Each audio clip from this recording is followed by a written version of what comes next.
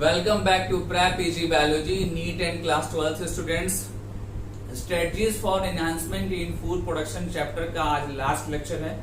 आज हम पढ़ने वाले हैं आर्टिफिशियल एनिमल ब्रीडिंग।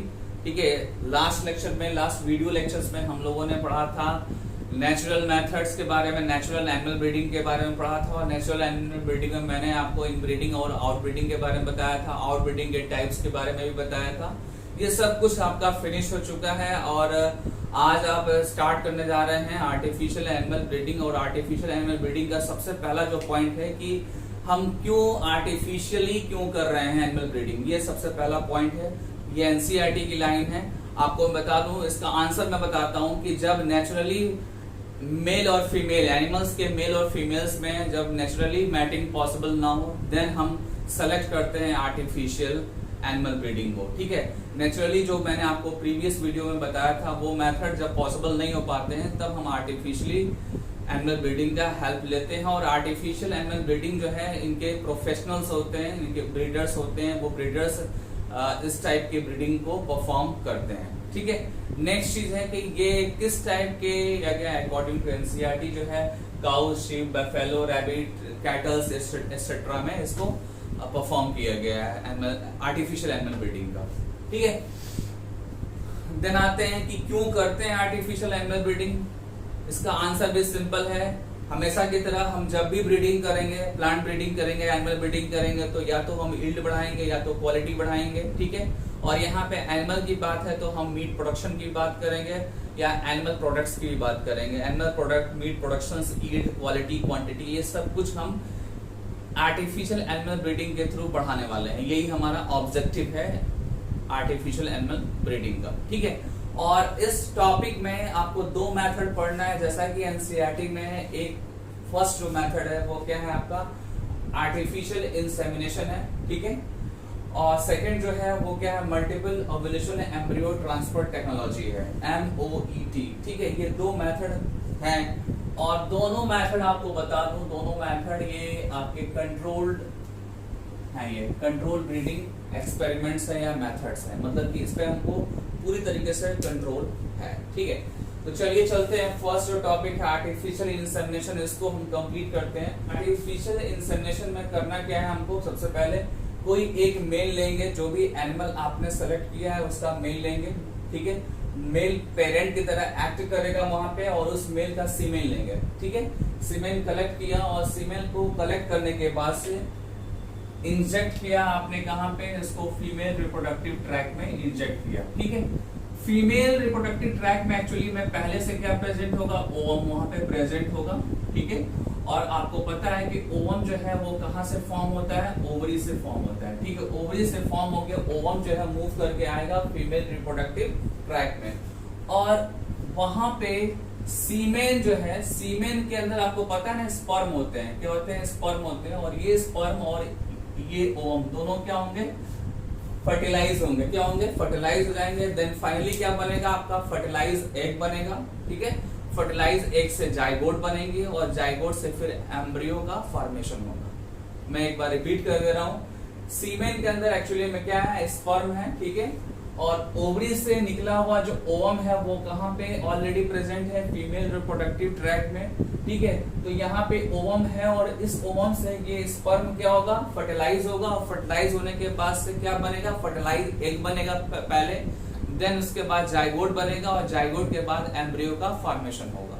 ठीक है, तो यहाँ पे आपने देखा कि सीमेन आप क्या कर रहे हैं, आप फीमेल रिप्रोडक्टिव ट्रैक में एक तरीके से इंट्रोड्यूस कर रहे हैं या एडमिनिस्ट्रेट कर रहे हैं आप। ठीक है, तो ये जो प्रोसीजर है इसी को बोलते हैं आर्टिफिशियल इंसेमिनेशन। सीमेन का एक तरीके से इंजेक्शन दे रहे हैं और प्रोसेस का नाम क्या होगा आपका, आर्टिफिशियल इंसेमिनेशन होगा। ठीक है, जब आप फर्टिलाइज करा देंगे, जाइगोट बन जाएगा, एम्ब्रियो बन जाएगा, फिर एक कंप्लीट एनिमल बनेगा। ठीक है, और वो एनिमल नया वैरायटी का होगा अगर वो अच्छा है, जो न्यू जो एनिमल बनेगा वो अच्छा अगर है तो वो क्या है, एक तरीके से प्रूफ है कि हमने जो ब्रीडिंग किया वो सक्सेसफुल रहा। ठीक है, और सक्सेसफुल रहा तो उसको हम इवैल्यूएट कर लेंगे। ठीक है। इवेल्युएट मतलब कि जब रिजल्ट पॉजिटिव है तो वो इवेल्युएट बाय डिफॉल्ट हो गया, ठीक है। और इवेल्युएट करने के बाद आप क्या करेंगे कि फर्दर जो है वही आप सीमेन यूज करेंगे, ठीक है। और वही आप, ठीक है, यूज करेंगे तो करना क्या होगा आपको, सीमेन को आप अगर फर्दर यूज करना चाहते हैं तो सीमेन को आप कलेक्ट करके उसको फ्रोजन कर सकते हैं। अगर आपको फ्यूचर में यूज करना है तो उसको आप क्या करेंगे, उसको फ्रोजन कर लेंगे। देखो आप यहाँ मैंने मेंशन किया, after evaluation it can store in the form of frozen in later date, ठीक है। लेटर डेट में अगर सीमेन को यूज करना है तो आपको फ्रोजन करना होगा। फ्रोजन एक क्या है, मेथड है जिसके थ्रू आप क्या कर सकते हैं, सीमेन को लॉन्ग टाइम तक आप स्टोर कर सकते हैं फर्दर फर्टिलाइजेशन के लिए, फर्दर इंसेमिनेशन के लिए, ठीक है।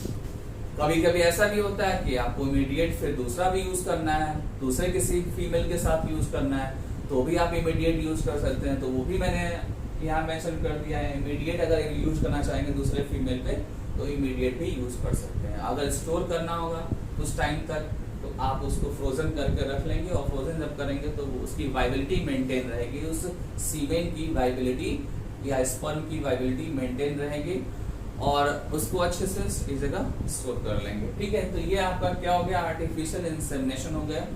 और इसी का एडवांस वर्जन ये है, और इसमें भी एक्चुअली क्या है कि MOET में भी आर्टिफिशियल इंसेमिनेशन यूज होने वाला है, लेकिन वो लास्ट स्टेज में, उसके पहले कुछ स्टेज जो है एक्स्ट्रा है, ठीक है। जैसे आपको बता दूं कि सबसे पहले तो आपको ये जानना चाहिए कि MOET क्यों हम करेंगे, एक्चुअली में ये मेथड हम क्यों फॉलो करेंगे। तो इसका आंसर है कि जब आर्टिफिशियल इंसेमिनेशन आप करते हैं तो वहां पे प्रोडक्टिविटी आपको लो मिलती है, मतलब वहां पे ब्रीडिंग जो है, ब्रीडिंग में जो बनने वाले एनिमल्स हैं वो कम मिलते हैं, क्योंकि एक बार में एक एनिमल बन रहा है तो ये क्या हो जाएगा, प्रोडक्टिविटी आपकी लो हो जाएगी, नंबर ऑफ एनिमल्स कम, लाइव स्टॉक कम, ठीक है। तो ओवरऑल क्या होगा, आपको लगेगा कि हम तो स्लो चल रहे हैं, तो हमको फास्ट चलना है, हमको ब्रीडिंग फास्ट करानी है, हमको नंबर ऑफ एनिमल्स ज्यादा बढ़ाने हैं। तो उस कंडीशन में आपको क्या करना होगा, कुछ अपग्रेड करना होगा टेक्नोलॉजी को, और अपग्रेड जब करेंगे तो आपको ये मेथड फॉलो करना होगा, ठीक है। और इस मेथड में एक्चुअली में क्या है कि आपको एक फीमेल काऊ लेना है, ठीक है, या फीमेल कोई भी एक एनिमल लेना है, और उस एनिमल के अंदर आपको हार्मोन का एडमिनिस्ट्रेशन देना है, मतलब हार्मोन इंजेक्ट करेंगे। हार्मोन जो होगा वो एक्चुअली में कैसा हार्मोन होगा, वो ओवरी के अंदर ओवम के नंबर को बढ़ा देगा। वो जो हार्मोन होगा वो क्या करेगा, ओवरी के अंदर ओवम के फॉर्मेशन, नंबर ऑफ ओवम के फॉर्मेशन को बढ़ा देगा, ठीक है। और वो एक्चुअली में क्या होगा, FSH लाइक एक्टिविटी शो करेगा हार्मोन। वो जो हार्मोन है वो कैसा एक्टिविटी शो करेगा, FSH लाइक एक्टिविटी शो करेगा, ठीक है। और इस FSH लाइक एक्टिविटी वाले हार्मोन्स का एडवांटेज क्या मिलेगा कि ओवरी के अंदर जो ओवम होगा या एग सेल्स होंगे, एग सेल्स, या आप किसी को ओवा बोल सकते हैं, क्योंकि 6 to 8 है तो ओवा आप बोल सकते हैं, अगर सिंगल होता तो आप ओवम बोलते हैं, ये ध्यान दीजिएगा, ठीक है। तो 6 to 8 जो है एक्स बने, यहाँ पे एक की बात हो रही थी, यहाँ पे 6 to 8 बन रहा है, ठीक है। इसका मतलब कि प्रोडक्टिविटी यहाँ पे फास्ट होने होगी, यहाँ पे ब्रीडिंग का रेट फास्ट हो जाएगा, ठीक है। और ये सब कुछ कहाँ पे हो रहा है, ओवरी के अंदर हो रहा है। वहां पे जो फॉलिकल्स के अंदर ओवा का फॉर्मेशन होता है, वो फॉलिकल्स जो है मैच्योर हो रहा है, और वहां पे नंबर ऑफ एक्स ज्यादा बन रहा है। दैट मींस कि वहां पे सुपर ओव्यूलेशन हो रहा है। क्या हो रहा है, सुपर ओव्यूलेशन हो रहा है, ठीक है। अब ये जो भी एक्स सेल्स होगा वो फीमेल रिप्रोडक्टिव ट्रैक में मूव करेगा, देखो यहाँ पे मूव कर गया। देन हम क्या करेंगे, आर्टिफिशियल इंसेमिनेशन करेंगे। आर्टिफिशियल इंसेमिनेशन करने के बाद स्पर्म और जो ओवा है या एग सेल है ये दोनों फर्टिलाइज होंगे। फर्टिलाइज होने के बाद एम्ब्रियोनिक डेवलपमेंट होगा। फर्टिलाइज होने के बाद ध्यान देना, फर्टिलाइज होने के बाद क्या होगा, एम्ब्रियोनिक डेवलपमेंट, आप यहाँ पे लिख सकते हैं, एम्ब्रियोनिक डेवलपमेंट स्टार्ट हो जाएगा। फर्टिलाइजेशन के बाद स्पर्म और एग सेल्स के फर्टिलाइजेशन के बाद एम्ब्रियोनिक डेवलपमेंट स्टार्ट होता है, ठीक है। एम्ब्रियोनिक डेवलपमेंट में होता क्या है एक्चुअली में, 1 to 2 सेल स्टेज, 2 से 4 cell stage, 4 to 8 cell stage, 8 to 16 cell stage, 16 to 32 cell stage आता है। ऐसे 1 by 1 सेल डिवाइड और होते हैं या मल्टीप्लाई होते हैं, और नंबर ऑफ सेल्स उनके इंक्रीज होते हैं। आपको क्या करना है यहाँ पे 8 to 32 सेल स्टेज में क्या करना है, फर्टिलाइज एग को, ठीक है, या आप एम्ब्रियो को, आप एम्ब्रियो बोलेंगे ज्यादा बेटर होगा, एम्ब्रियो को आप नॉन सर्जिकली रिमूव कर लेंगे, नॉन सर्जिकली रिमूव कर देंगे और सेरेब्रेट मदर्स में उसको फिर से क्या करेंगे, इंट्रोड्यूस कर देंगे, ठीक है। सेरेब्रेट मदर क्या है, जिसके अंदर फर्दर एम्ब्रियोनिक डेवलपमेंट होने वाला है, कोई मदर है जिसके अंदर एम्ब्रियोनिक डेवलपमेंट होगा, और वो एम्ब्रियोनिक डेवलपमेंट तब होगा जब आप बाहर से कोई जो है आर्टिफिशियली जो है 8 to 32 सेल स्टेज वाले जो है एम्ब्रियो को आप ट्रांसफर करेंगे सरोगेट मदर में, ठीक है। एक चीज और बता दूं कि जो आपने एग लिया है, एग सेल्स या ओवा लिया है, जिस पर्टिकुलर फीमेल से आपने लिया है, वो उसको क्या बोलेंगे, उस मदर को जेनेटिक मदर बोलेंगे, ध्यान देना होगा आपको, जेनेटिक मदर, ठीक है। जहां जिस मदर से आपने ओवा लिया है वो क्या है, जेनेटिक मदर है। तो फाइनली ये टॉपिक आपका खत्म हो रहा है। यहाँ पे फिर क्या होगा, आपको एक से ज्यादा आपको प्रोजनी मिलेंगे, ठीक है। आपका टारगेट भी था कि ज्यादा से ज्यादा जो है प्रोजनी मिले, हमारा एनिमल ब्रीडिंग का जो रेट है, प्रोडक्टिविटी हो, वो इंक्रीज हो जाए, ठीक है। तो एक बार आप एनसीईआरटी से पढ़िएगा, कोई डाउट होगा तो पूछिएगा। टॉपिक आपका यहीं पे फिनिश हो रहा है, ठीक है। और जैसे ये वीडियो खत्म होगा उसके बाद आपको पीडीएफ के फॉर्म में जो क्वेश्चंस मैंने आपको दिए हैं उसको आपको सॉल्व करना होगा, ठीक है ना, क्योंकि ये तो आज का वीडियो तो शॉर्ट है, ठीक है। देन आपके पास टाइम तो है ही, टाइम है तो आप क्या करेंगे, आपका चैप्टर फिनिश हो गया तो देन आप क्या करेंगे, exercise number 1st, 2nd, 3rd आप 1 by 1 सॉल्व करना स्टार्ट करेंगे, ठीक है।